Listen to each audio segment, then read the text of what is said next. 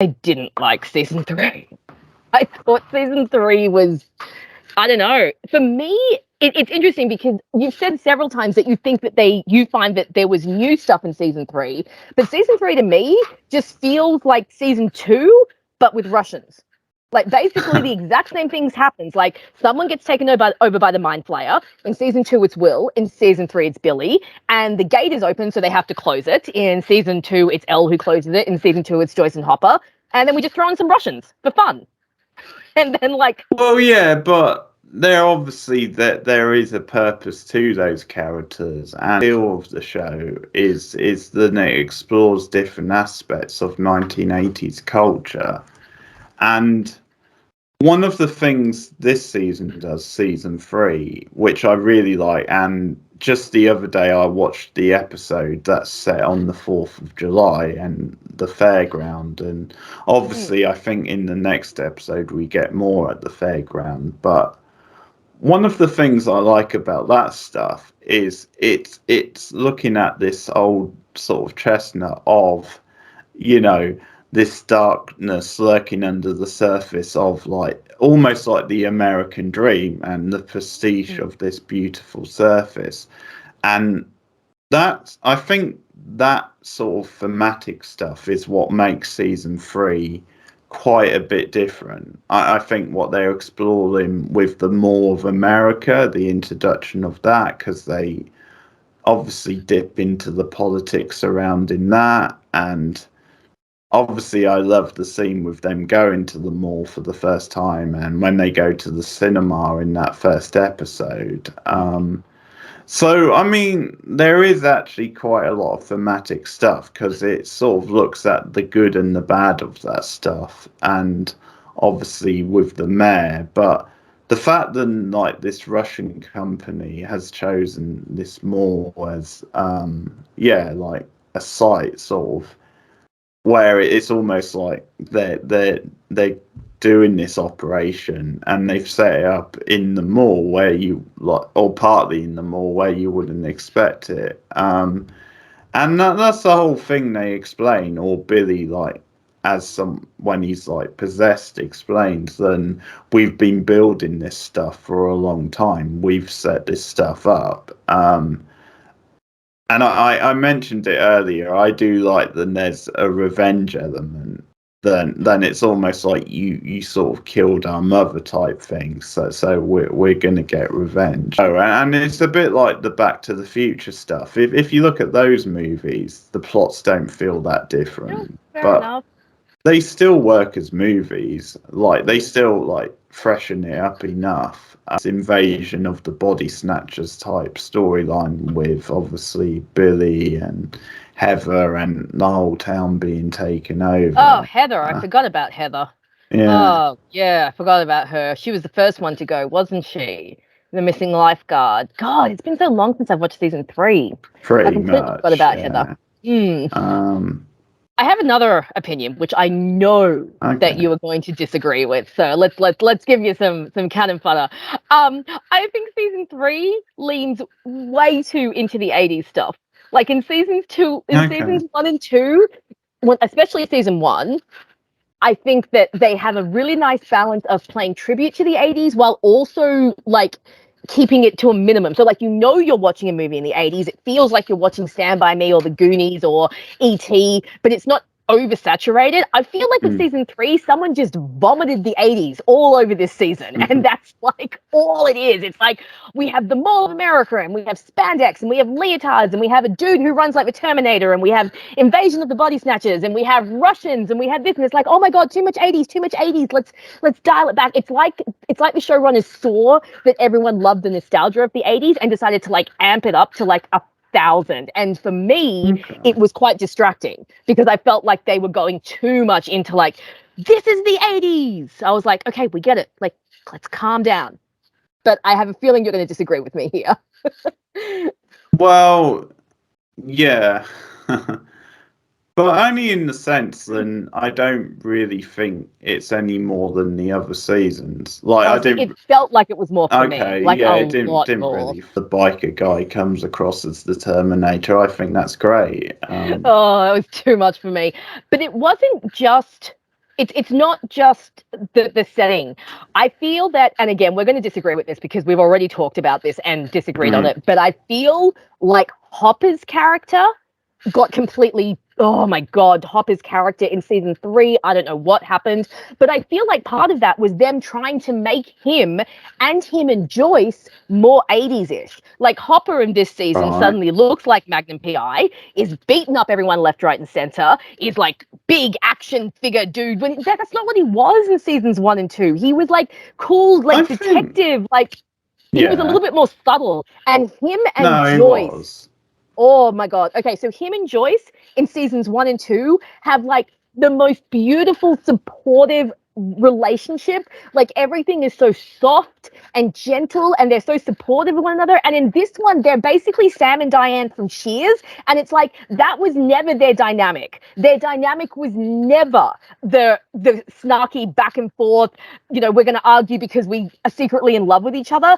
Like that did not work for me at all. I was like, why would you take this beautiful, loving, caring dynamic and turn it into something like that? Like it just did not work for me. And what was him getting jealous of like every single dude Joyce spoke to? Yeah. Like, come on, Hop, pull it together. I probably agree that's a bit much. I definitely don't agree it's a complete character assassination. I agree in that episode he's actually really annoying the way he acts towards her, but I sort of feel like it's either later in that episode or the next episode he actually gets back to classic Hopper because he does. Oh, okay. Well, I haven't watched it in a while, so I might be being too harsh. The mayor, when he goes to his office and he sort of gets information out of him, because it's when they find out the links that the biker has to like the mall. But so that scene's really, really good, actually. That scene does feel like classic Hopper. I will see what you mean. I can sort of see what you mean, but I just see as comedy, and probably when Hopper's keeps going on about, you know, the Joyce thing and you know, can I trust you, all that.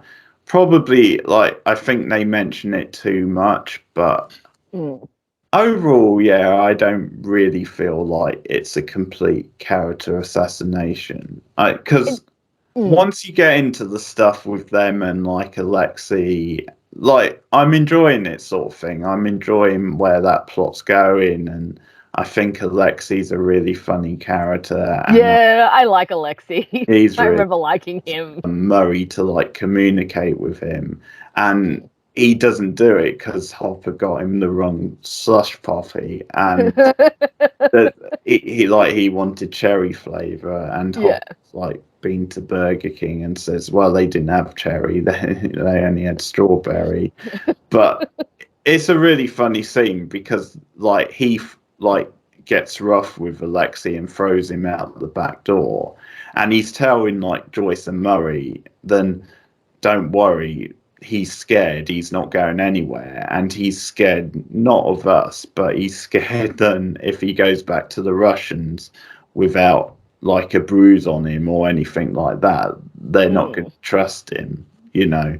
But he ends up starting up the car, and that's right, the stereo comes on and it's the Pointer Sisters, and that's a reference to Beverly Hills Cop, because that song plays in Beverly Hills Cop, and in the end he doesn't escape because he runs into a wall or something. Yeah, I remember that. He just comes back in, and in Russian he says, well, I like strawberry as well. So that's Alexei was a fun character. But I have to say, with Hopper, it's not just the stuff with Joyce. Like, the way he is with Elle is also, like, at the end of season 2, we see him communicating with Elle, talking to Elle, knowing how to be a father. I mean, all of a sudden in season 3, he doesn't know how to talk to her. He's threatening 13-year-old boys in trucks. Like, what's that about? Again, what is with these adults and all their inappropriate behavior to underage kids? Why are we threatening a 13-year-old? Come on, Hop. Be better. In that, you know, to try and kind of keep Mike and Elle apart. I actually think that is Hopper. I think that's consistent with his character. I think that's the way, poor Mike. because I think when things get desperate, I think he does go a bit renegade and a bit outside the books. And I think what you have to remember about that stuff is because his daughter obviously died a long time ago, and I think maybe she was a bit younger than they are anyway. So it's possible he never had to deal with that with her. No, and he didn't. But I do feel that they could have handled. I don't know. I feel like they made Hopper a little too, like they said, they wanted him to be like 80s hero. So we're going to make him a bit more, you know, buff and a bit more grr and a bit more whatever. It was like, no, just let him be Hopper. Let him have the same characterization he's had for 2 seasons, and don't throw this weird boisterous Magnum PI wannabe at me. For me, it just didn't work. And he has quite a few moments in the season where I'm just like, dude, like, pull it together. I really hate when he gets, I don't like, first of all, that he kind of tricked Joyce into having dinner with him. And then when she doesn't turn up, he gets rip-roaring drunk. It's like, dude, you're the sheriff. You probably shouldn't be driving drunk. Just a thought. Then, you know, he's belligerent with her the next day. And it's just, it was, for me, it was too much. So I feel like they kind of messed with Hopper's character. Then I feel that Joyce... Yeah, sorry. No, you go. Well, yeah, but then again, you say you're the sheriff, you shouldn't get drunk, but I don't necessarily feel that that's out of character for Hopper. No, I don't think that's out of character at all. That's just me being like me, because we saw him in the first season getting up, having his pills, having his beer, then going off to work. So definitely not out of character. But I do remember thinking that when I first watched the episode, like, dude, aren't you the sheriff? I don't think you should be driving drunk. It's not a great example to be setting. But it's, I do think it's character. I forget. You'll have to remind me because you mentioned it. How does he trick Joyce into going out with him? He kind of like, he's inviting her for like a date, but he makes it out like they're just going to meet up to like have dinner. But then he treats her as if she stood him up, whereas in her mind, she just forgot about a dinner with her friend. So it's kind of like he's asked her out on a date without actually letting her know that it's an actual date. And it's like, come on, dude, be better. I do like that. I do like their scenes in the store. I really like, this is a bit off topic, but speaking of the store, I really like how they show how the mall has affected small businesses, because that was definitely a thing in the 80s. So I like seeing that Joyce's store that we've seen before be quite busy now has no one, and she's basically the only person who works there now. So I like how it shows how the capitalism of the 80s kind of trickled into smaller businesses. But I like her and Hopper, their discussions in the store, like when she's advising him on like talking to Elle. I thought they had that kind of softness and sweetness that was from the first 2 seasons. But then he just gets kind of out of control for me. So I'm like, dude, you got to calm down. But I do want to say, while we're talking about Mike and Hopper and stuff, I don't know if this is just me, if I'm just getting really old and just start seeing like kids as like way too young. But in my mind, Mike and Elle should not be at the making out stage. They're only 13. Like, why are they making out? Why are they so like boyfriend and girlfriend and like, I love her and stuff? It's like, kid, you're 13 years old. Like, just hold hands and go down to the arcade. I felt like they moved the Elle and Mike relationship, which was always a friendship with a little bit of like romantic interest, into like a full-blown teenage romance. But it's like, you're only 13. You're too young to necessarily think that way when you're that age, do you? And I think sometimes hormones do. No, I think this is more a comment on the writing of their relationship than like, I get that some 13-year-olds mature up more than other, but I feel like, I don't know, for me, it was uncomfortable. I was like, I'm an adult. I don't need to be watching 13-year-olds make out, okay? This is like... for God's sake. It just, I don't know, it felt too much for me. Like, it just, I was like, they're 13-year-old kids. They don't need to be making out. They don't but I don't think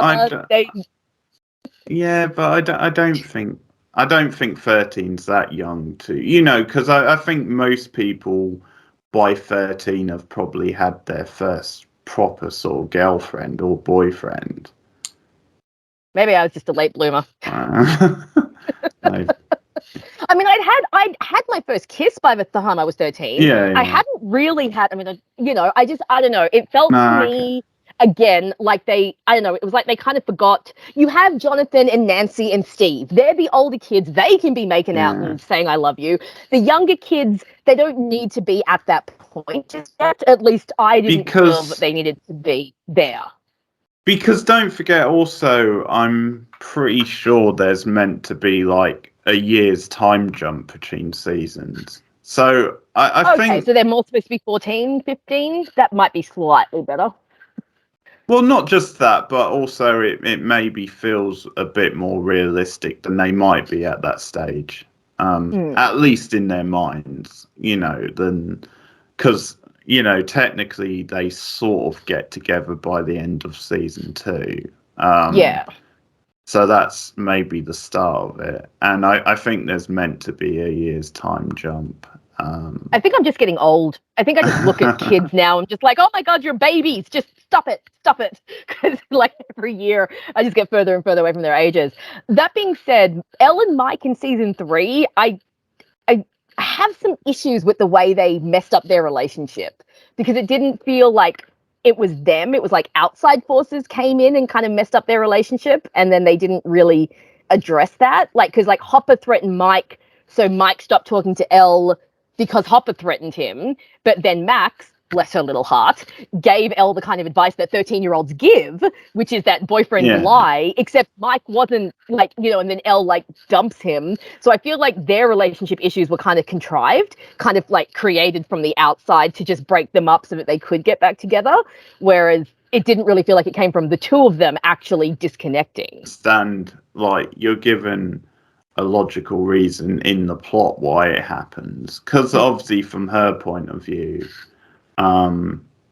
she doesn't know that she doesn't have that information, and I guess because, as I said, later on in the season when they bring them back together, it sort of pays that off. Because one thing I commented on in my most recent review is I really like how Mike is legitimately concerned about Al, really to get the answers, and Mike's obviously the one who's like, no, we shouldn't be doing this, and how much can she take? And I really liked that too. I like that because he seems legitimately concerned. Very protective, and that's very in character for Mike. You see in seasons 1 and 2, Mike is such a caregiver. He always needs someone to take care of. In season 1 it's Elle, in season 2 it's Will, and I think that part of his character is really beautiful. And I agree that that's a really great scene where he and Max are trying to, like, he's saying it's too much for her, and Max is trying to be like the supportive friend and be like, she knows her own limits, and I think that's really great. I've talked about a lot of negative stuff, so talking about Max, let's talk about some positives. I love Max and Elle.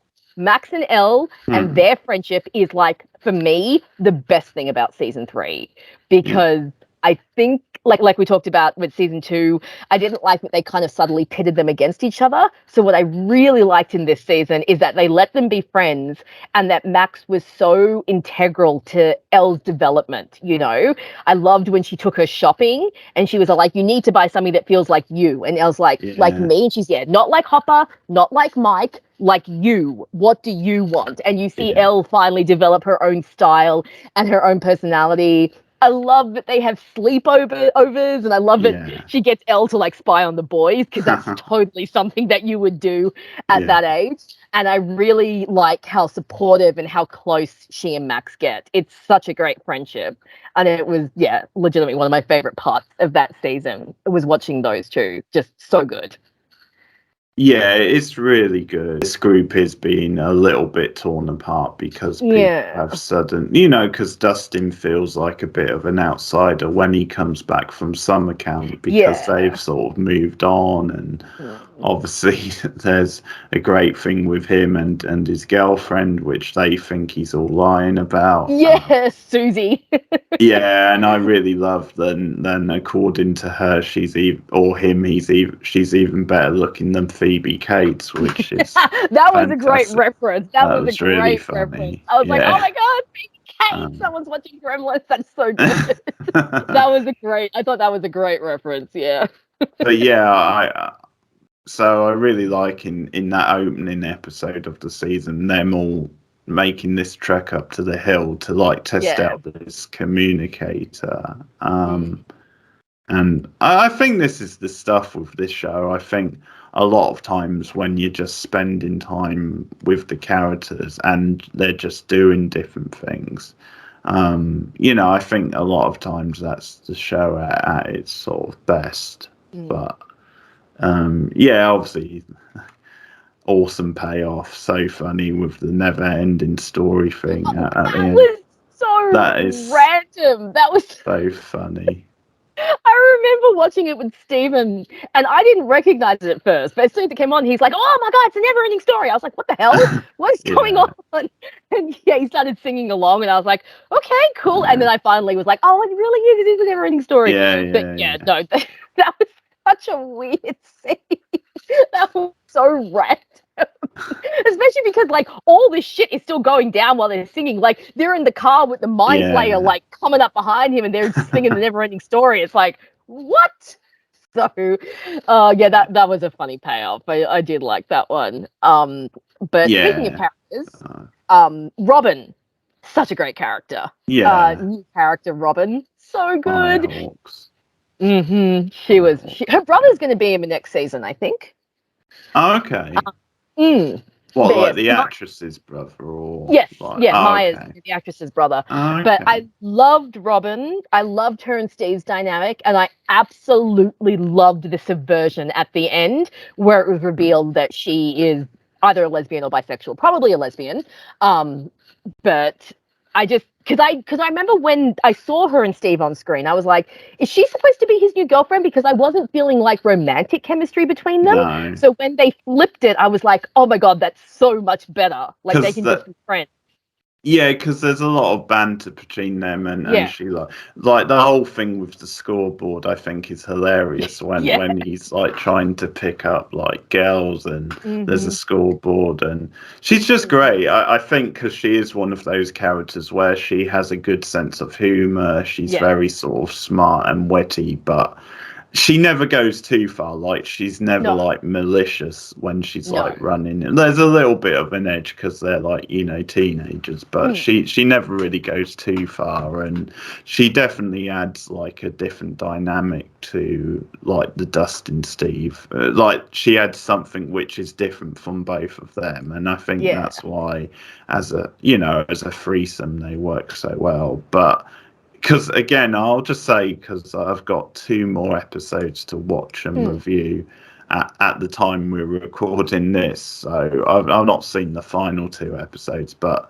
the last one I watched is the one where it really sells you on this idea that maybe there might be something with her and Steve, because it's when they're tied up together, and she makes that confession. And I mean, man, does Steve take a pounding in that episode? Oh my God, I know, and we'll touch on this in a sec. But the violence in season 3, whole other level. Pretty intense. The scene you're talking about, I know she's talking about like seeing him in class, and you think, oh, okay, it's gonna be romantic, but then they subvert it because they're so good at subverting stuff when it comes to Steve.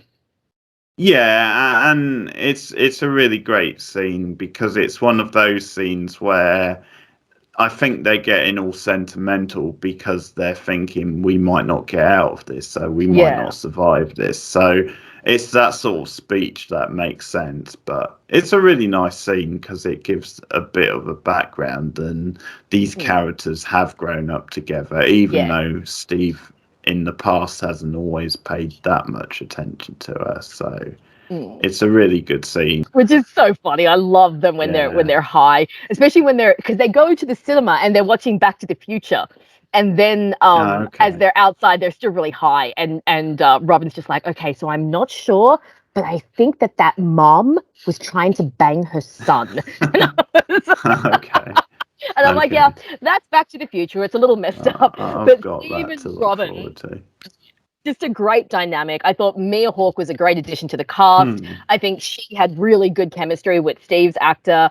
And I just, again, it's another beautiful subversion to show that Steve Harrington is not the meathead that you expect him to be. Because when she does come out to him, he's really lovely about it. And again, we have to remember, this is the 80s, like, it's not like this is today. Like the 80s was, especially the 80s, I think, was a very bad time for the LGBTQ community, because that was when the AIDS virus was getting really bad, and of course the homosexual community was blamed for that. So so I think the fact that they had Steve accept her and accept her sexuality was is a very big thing for a show set in the 80s, and really shows the strength of Steve's character, that he can look past the bigotry of the era to accept his friend. Yeah, it's a great that scene is a great scene, and I love the chemistry between them and the whole thing, and the way they play off Dustin, and obviously the whole building of like the mystery around them all, and them slowly figuring out that it's Russians and what they're up to. And once again, one of the things this show does so well is it gives you a bit of a mystery, but it always makes it quite clear what's going on and how they work the mystery. Robin happens to speak Russian and uses her initiative. It actually gives her a role that's important. Yes.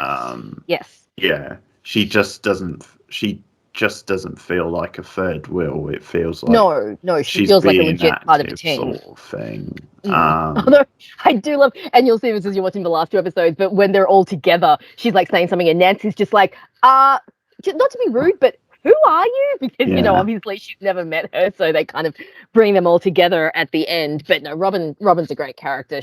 I really love the addition of her character. Just so much fun. So before we move on from that group, because obviously one of the things I actually like about season 3 is I like how you have these, like, you sort of have 3 separate groups at one point. Well, sort of, because at one point, because obviously Nancy, Jonathan start off on their own, and then they sort of merge into like the Mike group later on.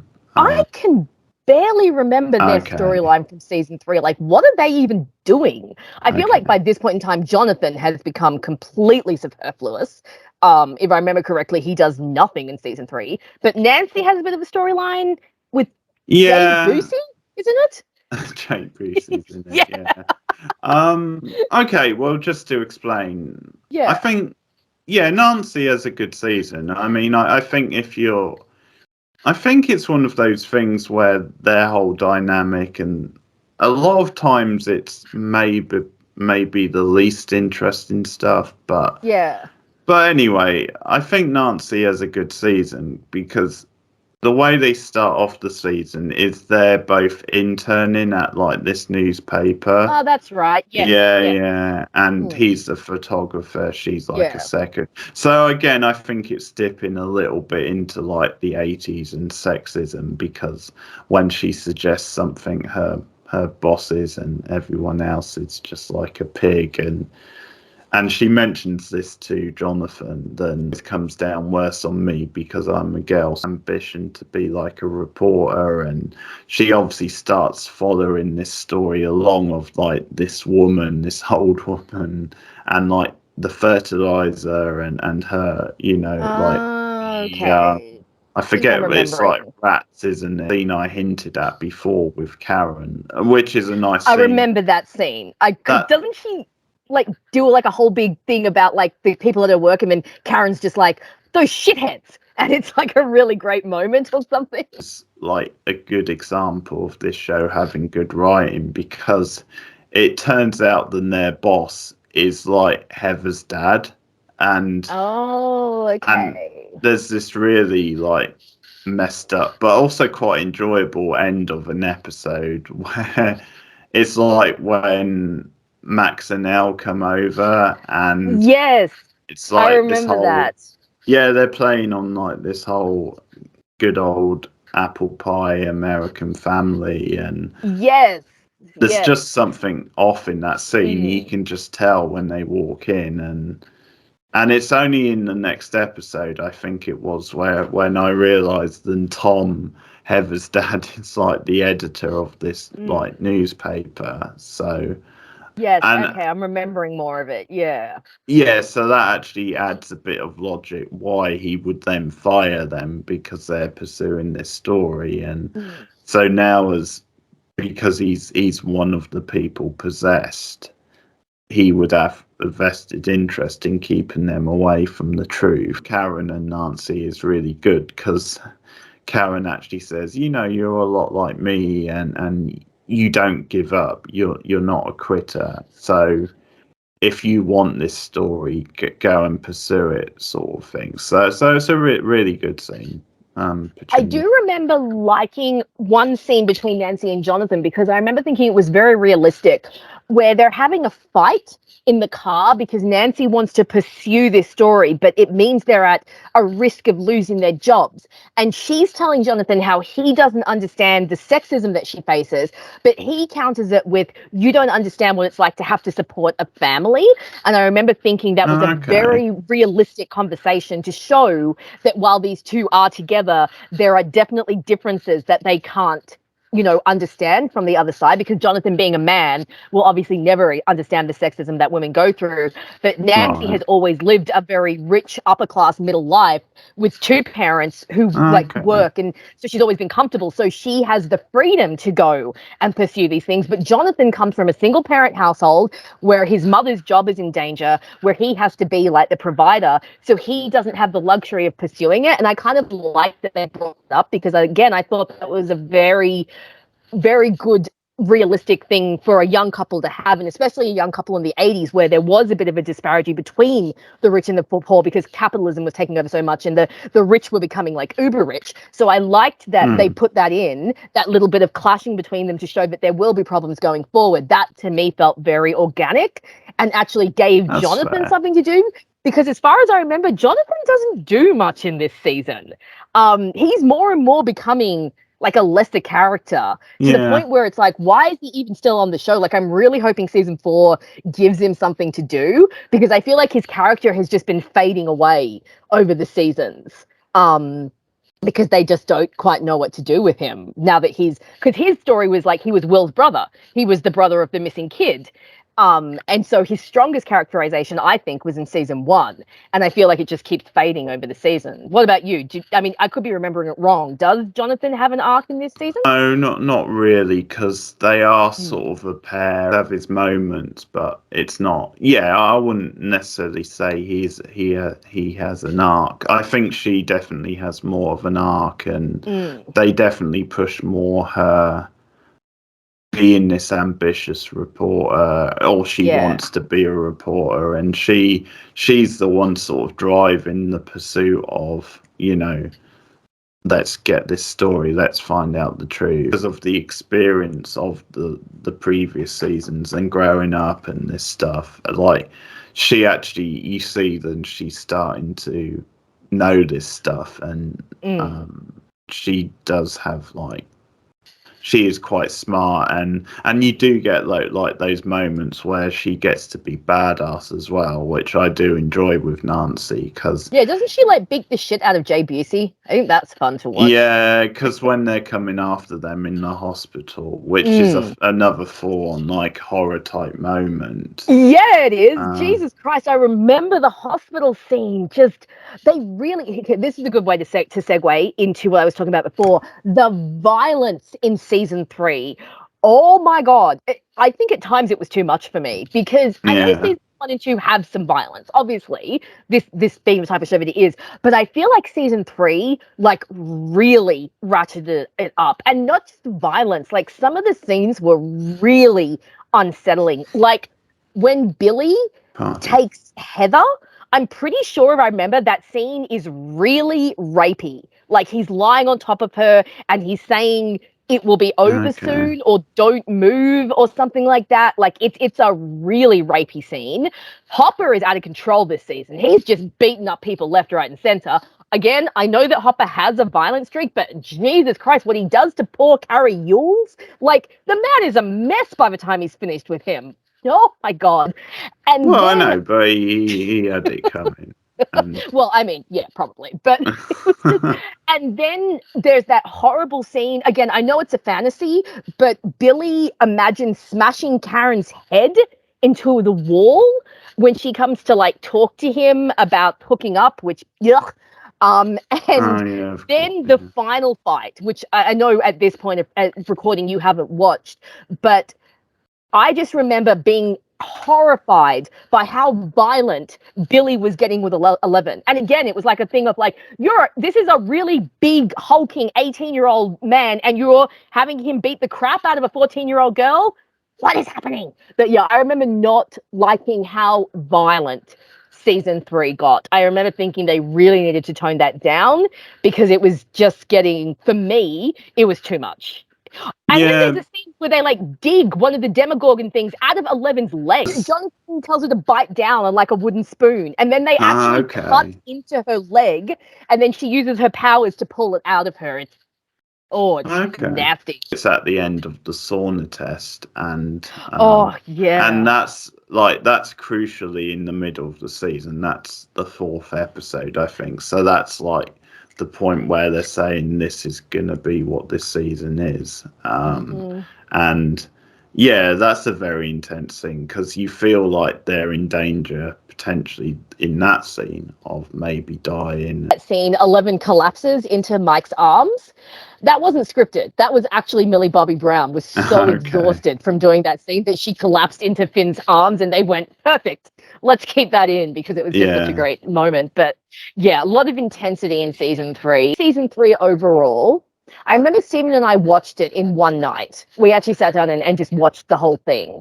And I remember being engrossed, but then at the end of it, I just kind of went, oh, that's it. Like I didn't feel much at the end. It was more like I just watched a really exciting action movie that didn't really have a lot of content in it. I didn't feel like I felt like some of the characterization wasn't as strong this season. Some of the characters really stood still for me. I think Joyce stands completely still in this season. Nothing about her gets really developed or changed.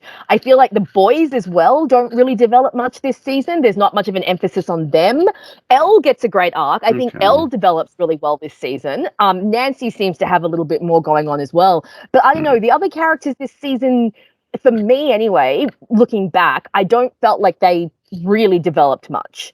And so maybe that's why for me season 3 is my least favorite, because I'm really at this point only watching for the characters. So if you don't give me good character stuff, it's like, well, what am I watching for then? Max grows, I would say.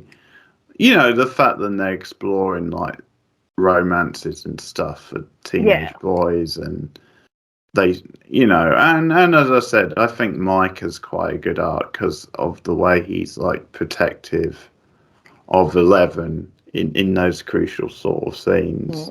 But yeah, no, I can see your point. I think in certain characters at least. Joyce basically says, okay, enough of this shit, and moves her family out of Hawkins. I'm like, yes, this is something no one ever does in these kind of movies, you know? It's like they never leave. And I do love that after Hopper's demise, so to speak, because we all know he's coming back next season, I like that Joyce takes Elle into her family. I think that's very fitting, and I'm really hoping that it's going to give us some good Elle and Will content, because I talked about this the other day when we were chatting, but Jesus Christ, I want some Elle and Will content. 3 seasons. She saved his life twice. She's been inside his mind, and they've never had a proper dynamic. So I'm hoping that they're finally going to develop a friendship or a sibling bond or something in this season, because I really want Will and Elle to become close, because they've been so connected since season 1. Yeah, so, I mean, obviously it makes a lot of sense, and they haven't, because first season he was hardly in it. Yeah. Second season, for a long time, they didn't know about her still being alive. I thought season 3 might give us something. Yeah, but 3 they could have done, but I guess they just. I think Will's a weird character for me, and I think after season 1, he was hard to write for, because I think, obviously, like, for me at least, you weren't as invested in him because he wasn't around, and so you got more invested in the other characters. Yeah. And like you, I was impressed with his acting, like, because obviously there's some really intense stuff with him. 3, as I said, it feels like a little bit like he's Like, I think what they do with him in season 3 is sort of, it's on theme with what they're doing, but I don't know. I guess he's just a weird character to write for once you've, because in a way, season 3 they just continue on. I guess it's just building more mythology of the show, and I guess he has gone through all this, so he understands it more. But yeah, maybe as a character he doesn't grow that much. You know, you have quite a good scene with him and Mike. That's the theme of season 3. It's just the group being torn apart and growing apart. slowly, What happens when you get older? yeah, but slowly, obviously coming back together later on. But I feel like they really didn't do much with Will in season 3, especially after season 2, where they gave him like a really strong arc and we got to see the after effects of his trauma. I think Will's best scene in this season is when he wrecked his castle as kind of like a symbolic, my childhood is over, so I'm going to, my memories are gone. But they don't really build on that. It's one scene, and then we don't get any follow-up to that scene. I felt like we needed some follow-up. Yeah, I think probably we disagreed on that, because I remember. That's right. You're not a fan of that, are you?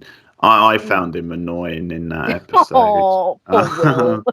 I feel so bad for him. The scene with Mike, as I said, was nice. I like that scene. Information, and he adds knowledge. Like, he does figure things out. Yeah. But it's just, so those scenes I do like with him, but it's probably outside of that. It doesn't feel like there's a massive arc. It maybe feels like he has this connection to the overall thing. So he and his family are they've moved, they're in a new location. Like, maybe we'll see him, trying to adjust to a new school, or him and Elle getting closer. But yeah, I mean, after such an intense season 2 with Will, it was really weird to see him sidelined so much in season 3.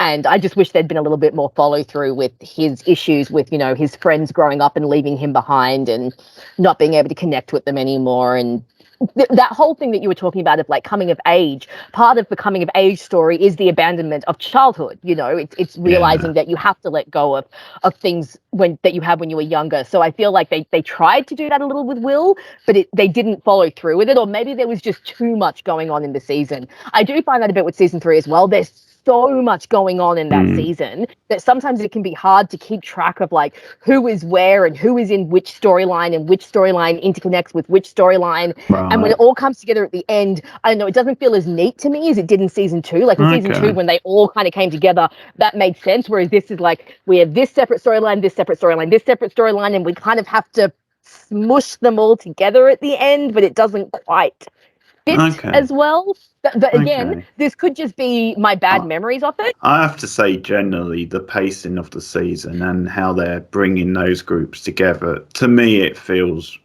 really natural and organic. Because, like, when Nancy and Jonathan join the Mike group, it's sort of like they give a natural reason why that comes about, sort of thing. And it just feels... So yeah, the pacing of the season seems to be like about right, and it seems then these groups, they're slowly moving them forward towards the same point in an effective sort. And obviously, generally, I'm enjoying at least a portion of some of the stuff. Because even though I maybe agree that Hopper and Joyce are weaker this season, I still enjoy some of their stuff. So I still enjoy a portion of what's coming from each group, sort of thing. I know you have an unpopular opinion, and you don't like Erica, so which I think Erica is nuts. God, she's a little snot. I know she's a kid, but I kind of want to punch her in the face. It's really bad. She's so entertaining. Like the whole thing to do with like capitalism and free ice cream is fantastic. She's a little shithead. She is totally taking advantage of Scoop's like policy. If I was Robin, I would have dropped her out the door. Commencing child endangerment is fantastic, and as I said, Erica. You can't spell Erica, or you can't spell I can't America. spell America without Erica. That is genius. I thought Erica worked in season 2 when she was just a little background character being a snarky little snot to her brother. That was funny. But Erica in season 3, nah, man, I just want to drop kick her out of there. She is so annoying. And it's so annoying that... she's fantastic. And I feel like she, unfortunately, plays into the sassy black character trope, which we got to get rid of. Like, that needs to stop being a thing. Come on. Oh... I think the actress is good. I think the actress is doing the best with what she's got, but I just can't stand the character. Like, she's so obnoxious. Oh my god, are kids actually like that? Like, and just stuff. But they make it funny because of like the dialogue and the way she's delivering it, and there's stuff like the scene when her and Dustin, when he convinces her she is a nerd. Oh, that was kind of funny. That was funny. But the whole thing's funny. And as I said to you, the fact that they need her to fit through the air vent, I mean, that's brilliant. That was kind of funny too. Because even Dustin can't fit into that thing. No, for me, the Scoops crew should just be Steve, Dustin, and Robin. Erica can just... We'll see if she gets less annoying in season 4, but I think for now we're going to have to agree to disagree on this. Or actually, you could think that I'm right, and that Erica sucks. No, there's no way she sucks. She's great. I mean, I have to be honest. I like her more than Will. I think Will would be below her on the pecking order. So that might be a hot take. Obviously he's a more important character, but no, Erica I like more. Just another one of these gems that they pull out and she grows organically. It's like they saw something with her in season 2 and then they just run with it and it's great. Yeah, she's so good. So what do you think about my whole thing then? I think Billy as the villain of the season makes a lot of sense. And it actually makes sense that he's possessed by this thing because they made him so unlikable in the first place. It's almost like as the face of this thing, it actually makes a lot of sense. I think that... Look, Billy's... He's a tough character for me to deal with. In season 2, obviously, I talked about how much I do not like him. In season 3, I think his possession would have worked better if we'd had some softer scenes between him and Max. Because obviously we're supposed to feel like Max gets very upset about him being the villain, about him being possessed, and she's speaking as if he's like her actual brother. And I just feel like they didn't give us enough for me to care about her and Billy's bond. And when he dies, she's genuinely upset. But all we've seen is this guy be horrible. So if he was just the face of the villain and he was just possessed and Max was maybe slightly concerned, but not, I don't know, so I'm not being very cohesive at the moment. No, I know what you're saying. Yeah, I feel like it was a good idea in theory, but they didn't build it enough for it to really work. I feel like in season 2, if they balanced his more horrible scenes with Max, with maybe showing some scenes where they were getting along, or maybe in season 3, how they showed us flashbacks of his mother, maybe they could have shown us flashbacks of him and Max maybe when they were younger, being close, and then the emotional impact would have paid off. But for me, Billy being the villain and Max having some sort of emotion over it didn't work. It didn't work for me. And the fact that they're actually taking it into season 4 works even less for me. What about you? Because I know that you don't mind Billy as a villain and you see more to his character than I do. So what's your opinion on him as the villain and the way they try to play him and Max's family? I love, as I said, the whole invasion of the body snatchers type thing and the plot. Yeah. And I mean, I think it could be a taste thing. I mean, I think that might be a lot of what this season is speaking to me because of the body horror stuff and the whole invasion of the body snatchers type thing. Yeah, it just makes a lot of sense. And as I said, I think Billy may be just like this sort of face of a lot of the ugly side of 1980s. And once again, it plays to the theme of this season. Then you've got like this dark shit lurking beneath the surface of a more pretty, American dream almost. And what that's preaching. So, because you can even read that as a little bit of the stuff with him as a lifeguard and, seen as like this really attractive hunk that all the women like. I think that plays into it as well, though. Like, he almost is like, again, he is the pretty facade, but like in reality, there's dark stuff lurking beneath that facade. Yeah. Oh, that's a cool way to look at it. Yeah, that's interesting. Yeah. Have you watched the trailer for season 4 yet? Because there is a theory that he's coming back in season 4. There's a monster at the end of the trailer that's shown, and most people are convinced him. Yeah, I've not seen the most recent trailer, so I need to catch up on that. Yeah, there's definitely an episode title that hints that he's going to be in that episode, or so we'll see what happens. Obviously, by everything we're hearing, it sounds like he will be involved somehow. I just wanted to ask you actually on that, because they obviously revealed in the first trailer for season 4 then Hopper was still alive, still around. Because actually, just speaking of Hopper, that's one thing they nail at the end of season 3, that was beautiful, that whole letter, and it's a great way for him to go out at the time. But I just wondered, like, did you think it was a strange move for them to give away that he was still around? Well, gonna come back in like a trailer like that, like the first. Like, do you think it's the sort of thing, like for drama, they might have wanted to keep under their hats?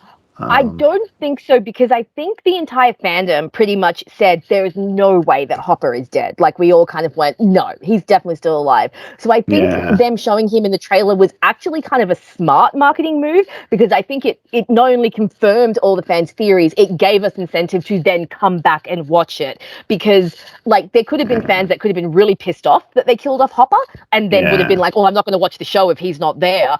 Whereas showing that he was alive, I understand what you're saying. Like, it could have been a dramatic reveal, but I think that we all knew that, like, they wouldn't actually kill him off. So I think showing him in the trailer is like just letting us know what we already knew, that yes, he's alive. But your mystery now is, where has he been? What has he been doing? And how are they going to get to him to get him back? So that's my opinion. What about you? Did you think it gave away too much? No. I think I get what you're saying, and I probably understand it. And it's probably also a sign of the times. They probably realised it would be very hard to keep that under wraps. I think it would probably get out that he had been signed up for the season, the actor, and it's much harder nowadays with internet to really keep these things. So that's probably another reason they just came out the gate and revealed it. How would you rank the seasons as your personal favourites, not going on quality, just you personally? How would you rank the seasons at this point? Okay, well, it's. I mean, I think from what I've been saying, it's very close between season 1 and 3 for my favourite. I might just hold off and watch the last 2. Fair enough. I think as long as it sticks the landing, then I might actually just go with 3. But it's, like I said, it's personal preference. I think it's a combination of the character growth and the fact that so much of that season does speak to me, what it's doing. So I guess I'll go with 3 maybe now as a push, but I'll sort of hold off and watch the last 2. And as I said, season 2 I still really like, but yeah, I'll probably stick stick that as my least favourite. Yeah.